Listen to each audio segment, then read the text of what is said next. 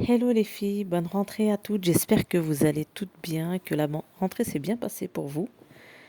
Je vais vous partager cette vidéo sur la confection d'un buffet mauricien. C'est un buffet salé à base de gâteau piment, samoussa, côtelettes et des nems. Donc on va prendre des pois cassés que je vais faire tremper pendant 12 heures dans de l'eau froide. Puis je vais mixer. C'est un, c'est un mets qui ressemble beaucoup au falafel. Nous, on l'assaisonne autrement. Je vais vous montrer comment. Et chaque Mauricien a sa recette. Donc moi, je vais me mettre à mixer le pois cassé trempé la veille. Et j'aime bien quand il est mixé de cette façon, c'est-à-dire pas trop mixé. Il y en a qui aiment quand il est très finement mixé, mais moi j'aime bien quand il y a quelques morceaux de pois cassés. Donc là, je vais additionner de cumin, de masala. Vous pouvez mettre aussi du curcuma. J'ai mis des graines de cumin, mais normalement, c'est les graines de fenouil qu'il faut mettre. J'étais persuadée d'en avoir et finalement, j'en avais pas. J'ai mis de la queue d'oignon. Vous pouvez mettre de la ciboulette, tout ce qui est, voilà, les queues d'oignons jaunes, d'oignons rouges. Ensuite, vous salez, vous poivrez. J'ai mis un peu d'ail. J'ai mis du piment en poudre et vous mélangez. C'est un piment qui n'est pas fort car la personne m'avait demandé de ne pas faire quelque chose de trop pimenté. Donc la façon qu'il faut faire les gâteaux piment quand ils sont avec des morceaux de piment. Et là, je vais faire uniquement des boulettes. Donc on va s'attaquer au satini kotomili. C'est vraiment la sauce par excellence des Mauriciens. Et pour cette recette, il vous faudra des tomates, de l'ail, du coriandre, normalement du piment vert, mais pour cette recette, je ne vais pas en faire comme on me l'a demandé de ne pas mettre de piment, d'éviter que ce soit trop fort. Et c'est tout, uniquement ça. J'ai salé et j'ai mis un petit peu de piment sec, mais vraiment pas fort. Vraiment pour relever un petit peu. C'était vraiment une sauce très légère, mais il faut savoir que vous pouvez mixer beaucoup de piment vert et ça accompagne tous les mets salés, les beignets salés et les samoussas et pas mal de choses. L'ail, mon pot d'ail était terminé, donc j'ai récupéré le pot avec encore de l'ail à l'intérieur, un petit peu. J'ai rajouté une cuillère de gingembre, j'ai mis de la sauce thaï qui est sucrée, du citron, de l'arôme magie, de la sauce aux huîtres et un sucre, du poivre également que je vais mettre et ça va me constituer une sauce à l'ail. C'est une sauce qu'on peut accompagner en mangeant nos nouilles, c'est ce qu'on fait à l'île Maurice. Et je vais transvaser dans l'ancienne sauce thaï. Comme ça, on perd rien, je récupère tous les goûts et ça me fait aussi quelque chose de pratique pour garder ma sauce. Et voilà, les deux sauces sont prêtes. Maintenant, on va s'attaquer aux côtelettes poulet. Donc, c'est une recette vraiment constituée de pain mouillé et de viande. Alors, soit c'est la viande hachée ou soit c'est le poulet haché. Comme vous savez, rien ne se perd. Dans mon hachoir, j'avais déjà du coriandre et de l'ail et j'y ai rajouté mes filets de poulet. Comme ça, le poulet était aromatisé. Ensuite, j'ai mis des oignons rouges que j'ai mixés. Et j'ai mixé vraiment très liquide, vraiment très très haché. Comme ça, elle s'intègre bien à la viande hachée, enfin au poulet haché.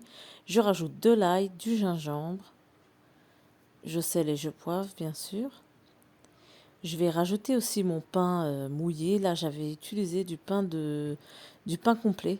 J'ai retiré de l'ami que j'ai trempé dans l'eau. J'ai bien écrasé avec mes mains pour que justement elle ait cette apparence de viande hachée et ça vous permet d'avoir des côtelettes beaucoup plus tendres. Alors moi j'aime bien mettre du garam masala, c'est l'épice qui est l'emblème de chez nous, de notre plat traditionnel qui est le biryani, c'est le garam masala, essentiellement composé de cumin grillé.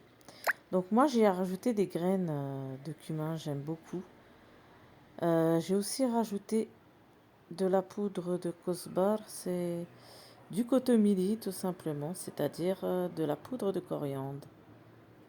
Et voilà, je rajoute aussi ma mie de pain complète que j'ai laissé tremper.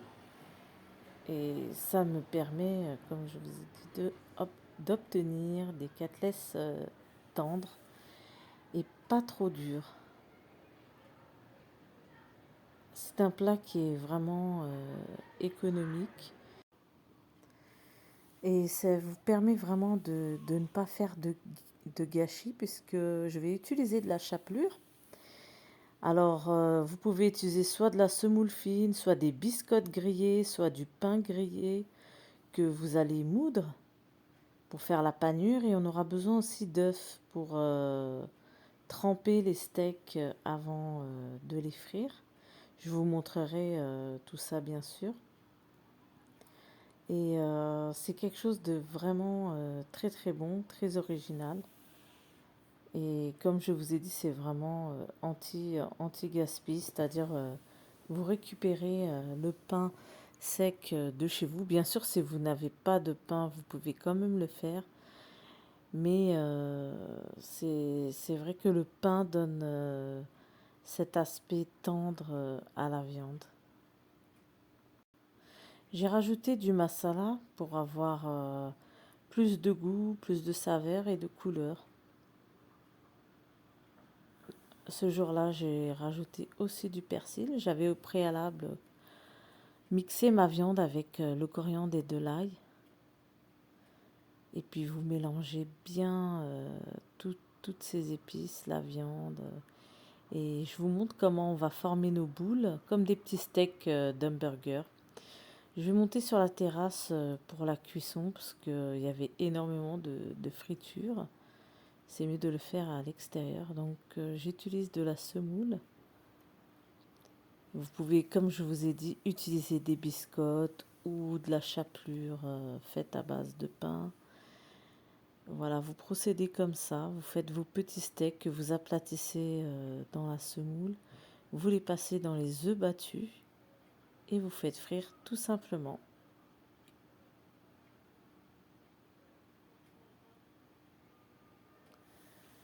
Il faisait vraiment une chaleur terrible ce jour-là. On vient d'avoir l'été. L'été vient d'arriver après les températures fraîches de ce mois d'août.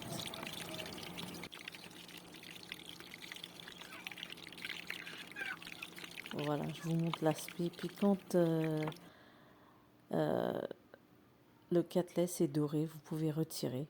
Alors moi, j'utilise toujours une passoire pour faire descendre l'huile.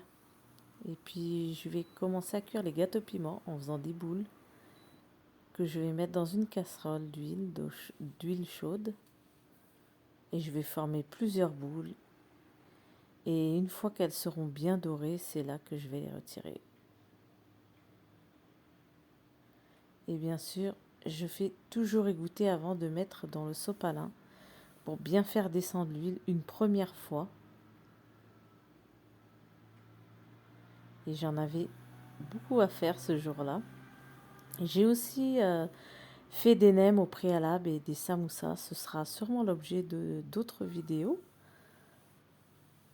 Et je les ai fait bien avant et je les avais stockés dans mon congélateur.